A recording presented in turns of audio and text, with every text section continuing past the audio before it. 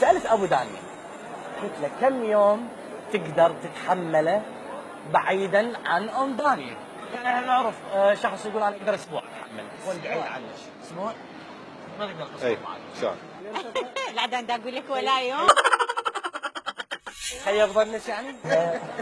من يشخر بالليل أكثر أنت لو هي؟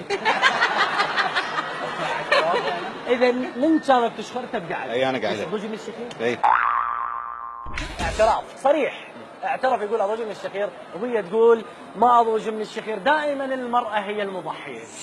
يا أم دانية سألت أبو دانية بالموضوع قال لي أنا وافقت مبدئيا. هو يوافق. شو توافق؟ راح نعتبر هذا العقد جاري ومفعول ما بيني وبين أبو دانية، يعني من بعد إذنك طبعا. ما يوقع. تفضل. ما يوقع لا. بس اسمحي لي خلي أحكي لك الفكرة. ممكن إنه تقنعيه بالبيت، شلون؟ ما يوقع اصلا بالبيت. يعني اتوقع. بس اسمحي لي.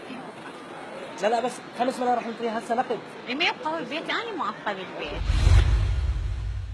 يعني ما تبقى ها 5 ملايين بوجني. يعني بس اسمحي لي، هو الزواج انت ضد فكره الزواج الثاني؟ ليش علي يروحون يتزوجون بس مو يمي؟ شو العلاقه؟ يا أبو دانية. ايوه بس خلي يوقع وانهي الموضوع. بس خلي يوقع وانهي الموضوع.